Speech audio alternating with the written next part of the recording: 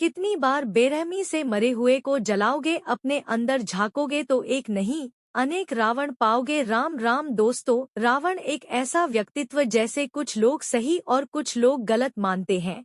रावण महान शिव भक्ति और ज्योतिषी भी था जिसने शिवा तांडव की रचना की। रावण की 7 ऐसी बातें जिनसे आपने एक भी बात मान ली तो आपका जीवन दूसरों से अधिक सफल और आसान हो जाएगा। दोस्तों, इस वीडियो को आखिरी तक जरूर देखें क्योंकि आज की समय में यह बात सत्य साबित होती है और शिखा तो कहानी से भी जा सकता है। निर्णय के पक्के रहो। रावण ने अपने नाना सावली से कहा, जो मैं एक बार ठान लेता हूँ उससे मैं कभी पीछे नहीं हट सकता। मृत्यु का भय एक वीर पुरुष को अपने वचन से विमुख नहीं कर सकता। किसी की परवाह मत करो। हनुमान जी द्वारा लंका दहन के बाद रावण ने अपने मंत्रियों से कहा, लोग मेरे विमुख में आज क्या सोचते हैं या क्या सोचेंगे मुझे इसकी परवाह नहीं है। शेर बुद्धि वाले समाज को परमेश्वर भी संतुष्ट नहीं कर पाएगा। कुछ लोगों के लिए मैं देवता हूँ और कुछ लोगों के लिए राक्षस हूँ। लोग केवल अपना स्वार्थ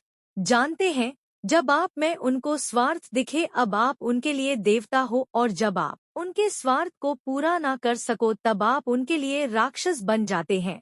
यह समाज अपने अपने स्वार्थ से ही चलता है। यह स्वार्थी देव दानव और मनुष्यों से अपराध करवाता है। अतः स्वार्थ को छोड़कर जो अपना जीवन धर्म व्यतीत कर सके वही पुरुषोत्तम कहलाता है। जो बीत गया बुद्धिमान उसका शोक नहीं करते। जब रावण की सेना को प्रभु श्री राम की सेना ने क्षति पहुंचाई तब रावण ने लंका को संकट से बचाने के लिए अपने भाई कुंभकर्ण को जगा दिया, परंतु कुंभकर्ण ने अपने भ्राता रावण के अधार्मिक कार्यकलापों को सुनकर उन्हें समस्त लंका के विनाश का उत्तरदायी ठहराया एवं उन्हें आने वाली पराजय की चेतावनी दी। ये सुनकर रावण ने कुंभकर्ण से कहा है, अनुज कुंभकर्ण, जब विनाश के बादल चारों ओर से लंका को घेरे खड़ी हैं, तब तुम मुझे यह ना सिखाओ कि क्या उचित है और क्या अनुचित है। हाँ, मैंने लोभवश सीता का हरण किया और आज वही मेरी मृत्यु का कारण बनने वाली है। हाँ, मैंने नारायण को पहचानने में भूल कर दी और उन्हीं के कारण आज मेरे मेघनाथ वीरगति को प्राप्त हो गए हैं।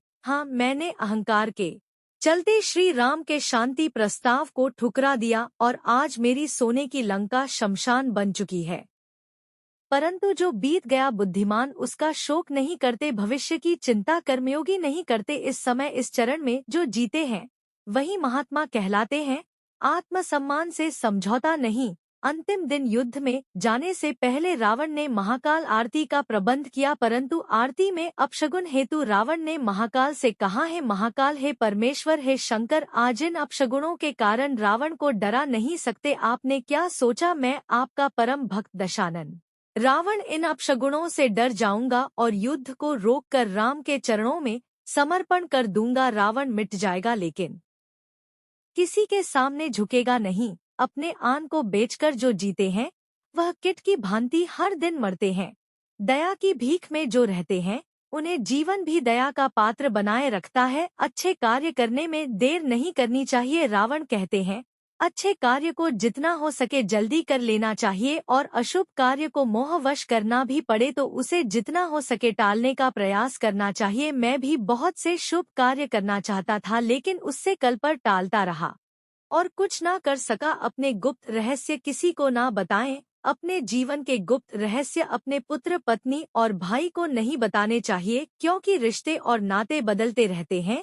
जब विभीषण लंका में था तब मेरा भाई था, पर श्री राम के शरण में जाने के बाद मेरे विनाश का कारण बना। किसी को भी तुच्छ न समझे सकती और पराक्रम के मध में इतना अंधा नहीं होना चाहिए कि शत्रु तुच्छ लगने लगे। जब मुझे ब्रह्मा जी से वर मिला कि मुझे बानर और मानव के अलावा कोई नहीं मार सकता, लेकिन मैंने इन्हें तुच्छ समझने की भूल कर दी और इसका मूल्य मेरी मौत को चुकाना पड़ा। इसलिए किसी को छोटा नहीं समझना चाहिए। तो दोस्तों, ये थी रावण की वो 7 बातें। तो दोस्तों, हमारी यह जानकारी आपको अच्छी लगी हो तो वीडियो को लाइक कीजिए, हमारे चैनल को सब्सक्राइब कीजिए और ज्यादा से ज्यादा शेयर भी कीजिए।